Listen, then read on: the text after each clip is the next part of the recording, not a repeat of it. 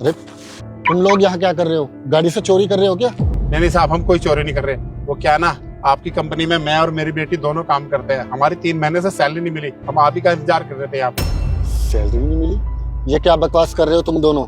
कौन कह रहा है आप लोगों की सैलरी नहीं मिली? मेरी अकाउंटेंट से बात होती है, वो तो कहता है सभी एम्प्लॉयज की सैलरी दे दी उसने। नहीं साहब, हम कोई बकवास नहीं कर रहे। वो क्या ना, हम जब भी सैलरी लेने जाते हैं कुछ ना कुछ बहाना बना के हमें निकाल दिया जाता है। कभी कहते हैं काम नहीं चल रहा, कभी कहते हैं साहब नहीं आए, कभी कहते हैं कल आना परसों आना, ऐसे ही हमें टलकाए जाते हैं। लेकिन सैलरी नहीं दी, 3 महीने हो गए साहब। सैलरी को लेकर आपकी शताक्षी से बात हुई है ना? जी साहब, शताक्षी मैडम से ही बात हुई है। और जब भी हम शताक्षी मैडम के कैबिन में जाते थे ना सैलरी की बात करने, तो वो हमेशा बदतमीजी करके हमें अपने कैबिन से बाहर निकाल देती थी और कहती थी मैं तुम्हारी सैलरी लेके भाग थोड़ी रही हूँ, जब आएगी तब दे दूंगी। पर साहब आप बताइए ना, बिना सैलरी के कौन कब तक काम कर लेगा? बड़ी परेशानी है। पर हमें ये पता था कि आप है ना बड़े अच्छे इंसान हैं, आप हमारी मदद जरूर करेंगे, इसलिए बस हम गाड़ी के पास आपका इंतजार कर रहे थे। Definitely I will ask her. ये बताइए मुझे, तुम दोनों की सैलरी कितनी थी? साहब हमारी 9-9 हजार रुपए सैलरी है। क्या कहा? 9-9 हजार रुपए? अरे मेरे ऑफिस में तो 15,000 से सैलरी स्टार्ट होती है, तुम लोग बोल रहे हो 9,000 सैलरी है? साहब शुरू में तो हमें भी 15,000 ही बताया था, लेकिन जब हम काम करने लग गए हमसे बोले 9,000 रुपए मिलेंगे, काम करना करो नहीं तो जाओ छोड़ के कहीं और कर लेना। अब हम साहब मजबूर थे, इसलिए हमने ना वहीं पे काम कर लिया। मुझे सब समझ में आ गया। मैं तुम्हें जब भी अपने ऑफिस में बुलाऊंगा तो मेरे कैबिन में आ जाना, ओके? ठीक है साहब। जाइए।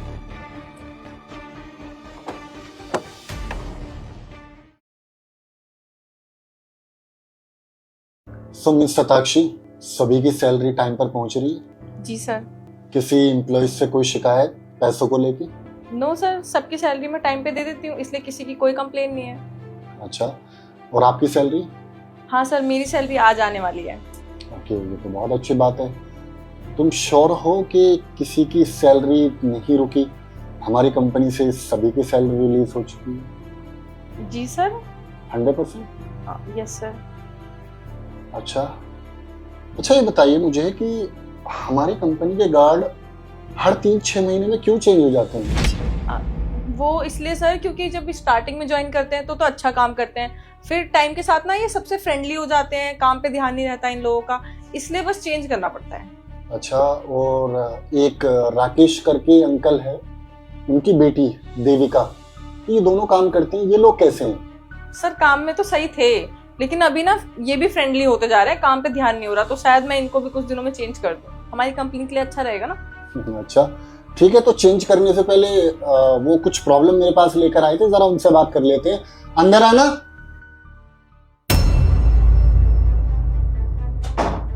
जी राकेश जी, तो शताक्षी ये बोल रही हैं दोनों कि उनकी आपने पिछले 3 महीने से सैलरी नहीं दी। सर मैं भूल गई थी, मेरे दिमाग से निकल गया था, अब मैं क्लियर करवाती हूँ ना, आप लोगों की सैलरी क्लियर करवा दूंगी मैं, आप बाहर वेट करो। नहीं, इनको बाहर मत भेजिए, बाहर तो आज कोई और जाने वाला है। तुमने इन लोगों की सैलरी क्यों रोकी?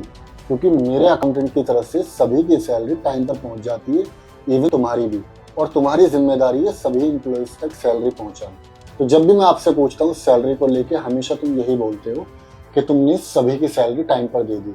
फिर इन दोनों की सैलरी किससे पूछकर आपने रोकी है, वो भी पूरे 3 महीने की? सर मुझे याद आया, एक्चुअली क्या है ना, इनके बैंक में कोई प्रॉब्लम आ गई थी, तो इतना कैश तो मेरे पास होता नहीं है, इसलिए मैंने सोचा था बाद में दे दूंगी, इसीलिए। वैसे एवरी मंथ कितनी सैलरी प्रोवाइड करने वाले थे तुम इनको? सर हमारे यहाँ गार्ड की सैलरी 15,000 है ना, तो दोनों की 15,000 है। यू आर राइट, क्योंकि हर गार्ड की 15,000 सैलरी है, लेकिन तुमने इनको 9,000 पर पर्सन बोली है, ऐसा क्यों? सर नहीं ऐसा। शताक्षी बस, गलती की है तो एक्सेप्ट करना भी सीखो, तुम्हें शर्म आनी चाहिए। अरे क्या मिला तुमको इनकी सैलरी रोके? तुम्हें तुम्हारी सैलरी टाइम पर मिलती है ना, फिर ये हरकत क्यों? सॉरी सर, वो थोड़े मेरे खर्चे बढ़ गए थे तो इसीलिए बस। वाह, ये कुछ नया सुन रहा हूँ मैं, कि जब भी हमारे खर्चे बढ़ जाए तो जो तुम्हारे नीचे काम करते हैं उनकी सैलरी रोक लो या पैसे कम करके दो। तुम्हें शर्म आनी चाहिए, तुम्हारे अंदर जमीर है या नहीं है? ये लोग गांव से शहर आए हैं 2 पैसे कमाने के लिए, बाप और बेटी मिलकर यहाँ पर काम कर रहे हैं, और तुम इनका पैसा मार रहे हो, इनका हक मार रहे हो, गरीब लोगों का। अरे बद्दुआ लोगे इन लोगों की तुम। सॉरी सर, और वो पैसे कम तो मैंने इसलिए करे थे, वो कंपनी का फायदा ही करा रही थी। वाह, मैंने बोला आप मेरा फायदा कराओ। ये कैसा फायदा करा रहे हो आप, जो मुझे ही नहीं पता कि मेरा फायदा हो रहा है। गरीब लोगों का हक मार के मुझे कंपनी में कोई फायदा नहीं चाहिए, समझे? जी सर, सॉरी सर, मैं इनकी पेमेंट क्लियर करा दूंगी और आगे से ऐसा नहीं होगा। क्लियर आगे से मैं तुम्हें करने भी नहीं दूंगा, because this is your last day. अब मेरी बात ध्यान से सुनो। 15-15 हजार रुपए के हिसाब से 3-3 महीने की दोनों की सैलरी 90,000 इन दोनों के अकाउंट में होनी चाहिए, वो भी आज ही। सर 90,000 रुपए इतना बड़ा अमाउंट मैं एक साथ कैसे दूंगी? अच्छा, तुम्हारी सैलरी आ जाने वाली थी ना? ठीक है, तो मैं एक काम करता हूँ, मैं अपने अकाउंटेंट से बोलता हूँ इस महीने की तुम्हारी सैलरी और अगले महीने की भी तुम्हारी सैलरी इन दोनों के अकाउंट में डाल दो। कैसा रहेगा? सर फिर 2 महीने मेरा खर्चा? अपने खर्चे अपने हिसाब से चलाइए, और अगर आज तुमने इनके पैसे नहीं दिए तो समझो यहाँ से आपका पत्ता कट। अब तुम जा सकते हो। Sorry sir. Sorry Rakesh ji, मुझे इस चीज का नहीं पता था। बाकी तुमने 3 महीने इंतजार क्यों किया? तुम मुझसे पहले भी कंप्लेन कर सकते थे, मैं इस चीज के खिलाफ पहले भी आवाज उठा सकता था। बाकी मैं आपसे वादा करता हूँ, आगे से सारे एम्प्लॉयज की सैलरी मैं खुद देखूंगा और खुद चेक करूंगा, ताकि आगे से किसी को भी, इवन मेरी कंपनी में तो किसी को भी कोई भी प्रॉब्लम ना हो। और हाँ, अगर इस लड़की ने आपके आज पैसे नहीं डाले ना तो मुझे आके मिलना। ठीक। Thank you sir.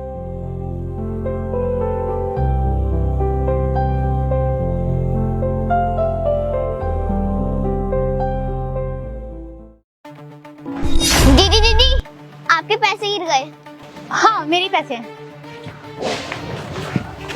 दीदी कुछ पैसे मुझे भी दे दो, 2 दिन से कुछ नहीं खाया। पैसे? मेरे पास कोई पैसे नहीं। दीदी झूठ क्यों कह रहे हो, आपके पास कितने सारे पैसे तो हैं। तो ये पैसे मैंने तुम्हारे लिए रखे हैं। ये पैसे ना मेहनत से कमाए जाते हैं, तुम्हारी तरह यहाँ बैठ के नहीं कमाए जाते। मैं तुम्हें कोई पैसे नहीं दे रही। तो दीदी पैसे नहीं दे रही तो कुछ खिलाई दो। खाना खाना है तुझे?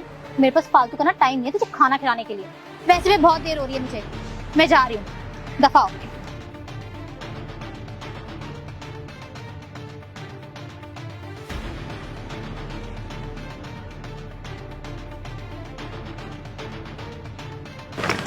भैया भैया, आपकी घड़ी गिर गई। इतनी महंगी घड़ी? हाँ, मेरी घड़ी है। भैया कुछ पैसे दे दो, 2 दिन से कुछ नहीं खाया। मेरे पास कोई पैसे वैसे नहीं है, और तू भूखी है तो मैं क्या करूँ? भैया बहुत जोर की भूख लगी है, कुछ खिलाई दो। बे, तेरे माँ बाप तुझे खाना नहीं खिलाते क्या? जा अपने माँ बाप से मांग। और वैसे भी मैं इंटरव्यू के लिए जा रहा हूँ, लेट हो रहा हूँ, समझी?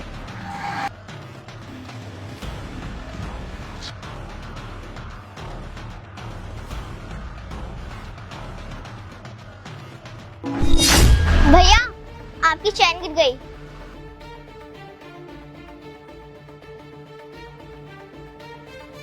सोने की चैन?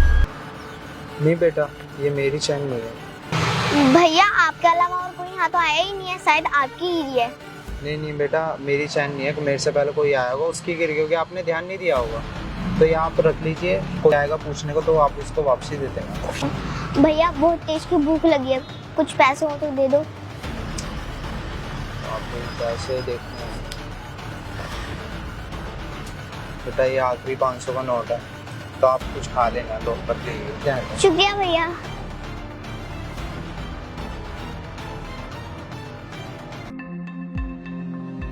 भैया इंटरव्यू यही हो रहा है। तुम इंटरव्यू के लिए आए हो? जी।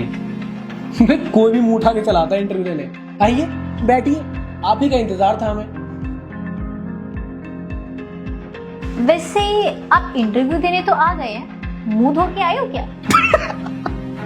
हे, ऐसे किसी की बेइज्जती नहीं करते, जाने दो ना। सही कह रहा है, चल छोड़ो, नहीं करते बेइज्जती। अच्छा ये बताओ, आपकी क्वालिफिकेशन क्या है? मैंने सरकारी स्कूल से 12वीं पास की। अच्छा, सरकारी स्कूल से 12वीं पास किया है। अब देखो, सरकारी स्कूल में पढ़ने वाले हमारे से compete करने आए, इंटरव्यू देने आए हैं। सरकारी स्कूल से? फिर तो आपकी पढ़ाई खेतों में हुई होगी, है ना? अबे ढंग के कपड़े तो पहन के आ जाता, कितने चीप कपड़े पहने हो तूने। खैर, तेरी औकात भी कहाँ होगी महंगे कपड़े खरीदने की।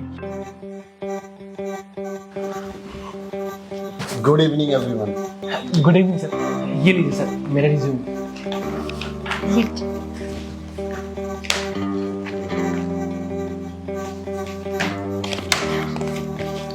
काजल, जी सुशांत, जी सर। रोहन, आप तीनों काफी क्वालिफाइड हो जितनी हमारी कंपनी को रिक्वायरमेंट है उसके हिसाब से, लेकिन अफसोस यहाँ पर सिर्फ एक का ही सिलेक्शन हो पाया है। हो पाया मतलब? सो आप तीनों का इंटरव्यू ऑलरेडी हो चुका है, जिसमें से आप दोनों फेल हो चुके हो और रोहन पास हो चुका है। क्या? ये गवार जो सरकारी स्कूल में पढ़ा है, आप उसे कैसे सेलेक्ट कर सकते हो? और हमारी इतनी अच्छी क्वालिफिकेशन है और आपने कभी इंटरव्यू लिया भी नहीं, तो पैसे कैसे सेलेक्ट कर सकते हो? मैं कैसे बोल सकता हूँ मैडम, आपको अभी सब समझाता हूँ। सोफिया बेटा इधर आओ। क्या आप इस बच्ची को जानते हो? ये यहाँ क्या कर रही है? और ये तो भिखारन सी है ना, वो जो सड़क पे बैठी हुई थी, आज मैंने इसको देखा था। हाँ सर, मैंने भी देखा था, ये तो भिखारन है। मैडम ये कोई भिखारन नहीं, ये इस कंपनी की इकलौती मालकिन है। हमारी कंपनी की एक्चुअली बहुत ज़्यादा रेपुटेशन है और हमें हमारी कंपनी के लिए और उसको आगे बढ़ाने के लिए ईमानदार एम्प्लॉयज़ चाहिए थे। तो हमें कोई तरीका समझ नहीं आया, क्योंकि आजकल जो भी कंपनी में एम्प्लॉयज़ हायर करते हैं वो सब उनका रिज्यूम, उनकी क्वालिफिकेशन देख के हायर करते हैं, लेकिन हमें समझ कैसे आता कि इंसानों के दिल के अंदर क्या है, वो ईमानदार है या नहीं। तो मैंने अपनी बच्ची के साथ मिलकर एक प्लान बनाया कि चलो इन लोगों का टेस्ट लेते हैं। अब तुमने क्या किया बच्ची के साथ वो तुम्हें बताने की ज़रूरत नहीं। तुम लोग तो यार चंद पैसों के लिए बिक गए। कल के दिन हमारी कंपनी में कोई भी सीक्रेट होंगी वो तो आप किसी के भी साथ चंद पैसों के लिए शेयर कर दोगे और हमारी कंपनी आज से सीधा ज़मीन पर आ जाएगी। सर हमसे गलती हो गई सर, प्लीज हमें माफ कर दीजिए, हम ऐसा कुछ नहीं करेंगे सर। आप एक बार ट्रस्ट तो करके देखिए, हम सच में अच्छे से जॉब करेंगे। जो गलती हो गई उसे भूल जाइए ना। प्लीज़ मैडम आप अपना रिज्यूम पकड़िए और निकलिए यहाँ से। और हाँ, तुम जो वॉच ली थी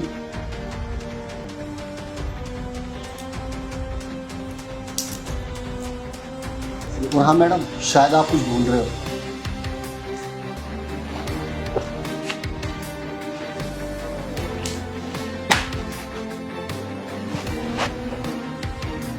और हाँ सुनो, जाते जाते नसीहत दे देता हूँ फ्री में। अगर जिंदगी में कुछ आगे बढ़ना चाहते हो, कुछ करना चाहते हो, तो कभी शॉर्टकट और बेईमानी का रास्ता मत अपनाना। चलो अब निकलो।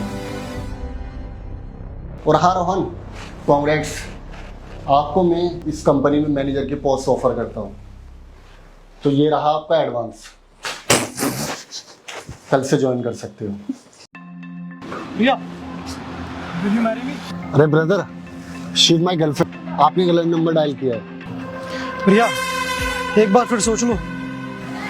Of course I will. Suraj, तुम ये सरप्राइज देने वाले थे मुझे? Of course baby. प्रिया ये क्या बोल रहे हो तुम? जो तुमने सुना, उसने मुझे प्रपोज किया और मैंने हाँ बोल दिया। लेकिन हम तो एक दूसरे को 2 महीने से डेट कर रहे हैं ना। रिलेशनशिप? कौन सा रिलेशनशिप सैम? और मैं तुम्हारे साथ कब तक एडजस्ट करती रहूंगी? मेरे भी खुद के कुछ सपने हैं, मैं भी चाहती हूँ मेरे सारे सपने मेरा लाइफ पार्टनर पूरा कर सके। एडजस्ट? प्रिया अभी तो हमें सिर्फ 2 महीने हुए एक दूसरे को डेट करते हुए, अभी तो हम एक दूसरे को अच्छे से जानते भी नहीं है। और अब मुझे जानना भी नहीं है। और जो टाइम मैं तुम्हें देने वाली थी ना, अब मैं अपने फ्यूचर हस्बैंड को दूँ। लेकिन ये तो गलत है ना। गलत क्या भाई? सबको आके अपना लाइफ पार्टनर चूज करने का। और हाँ, अगर तुझे इससे शादी करनी थी तो शादी के लिए प्रपोज करता इसे। ब्रदर शादी ना कोई हलवा नहीं होता। शादी करने के लिए बहुत बड़ा डिसीजन होता है, बहुत सोच समझ के लिया जाता है, और शादी ऐसे ही नहीं कर ली जाती। हाँ तो ठीक है ना, मैंने सोच समझ के ये डिसीजन लिया है। और वैसे भी सूरज को मैं पिछले 2 साल से जानती हूँ। सूरज मेरा बहुत अच्छा दोस्त है और तुम्हें सिर्फ 3 महीने से, और 2 महीने हमें रिलेशनशिप में आए हुए हुआ है, तो मैं तुम पे कैसे ट्रस्ट कर लूँ? प्रिया ट्रस्ट? प्रिया मैंने तुम्हें 3 महीने से खुश रखा हुआ है और मैंने तुम्हें किसी भी चीज़ की कमी नहीं होने दी, और ना मैंने तुम्हें चीट किया। अगर मैंने तुम्हारे साथ कुछ गलत किया होता तब तुम मुझे छोड़ते तो मैं तुम्हें कुछ भी नहीं बोलता। Just because of better choice. Suraj मेरे लिए बेटर चॉइस है। प्रिया बेटर चॉइस मैं भी हो सकता हूँ तुम्हारे लिए, और मैं तुम्हें गारंटी देता हूँ कि मैं सूरज से ज़्यादा तुम्हें खुश रखूंगा। क्या बोला तुमने?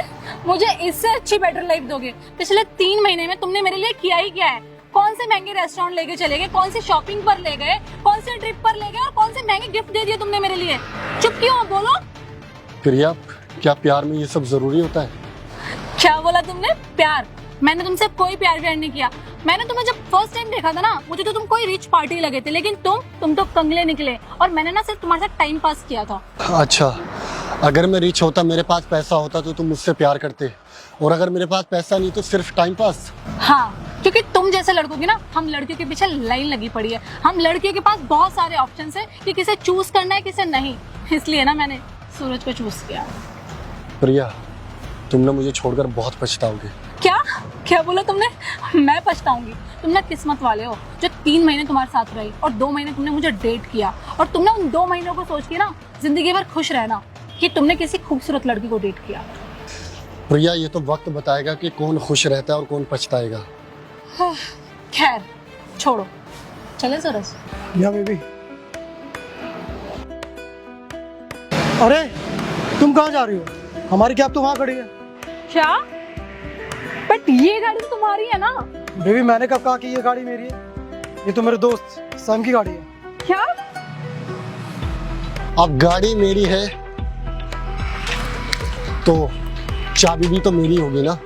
मेरे को कुछ समझ में नहीं आ रहा। मुझे पता है तुम्हें कुछ समझ नहीं आ रहा होगा, मैं तुम्हें सब समझाता हूँ। एक्चुअली मुझे तुम्हारे बारे में ना पहले ही सब कुछ पता चल गया था। तुम्हारी खास दोस्त सताक्षी ने मुझे सब कुछ बता दिया था कि तुम कैसे हो। सैम, मैं ना तुमसे बहुत दिन से एक बात कहना चाहती थी।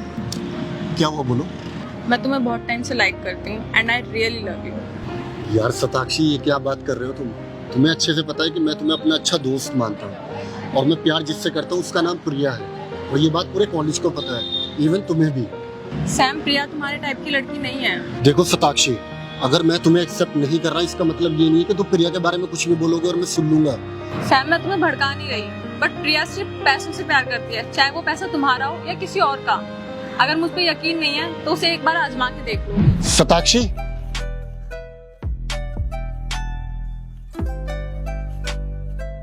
रियली सॉरी सैम, मुझे पता नहीं क्या हो गया था।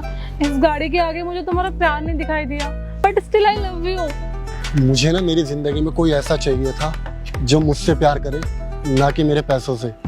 तुमने चूज किया पैसा, और आज तुम यहाँ खड़े हो। चले बेबी।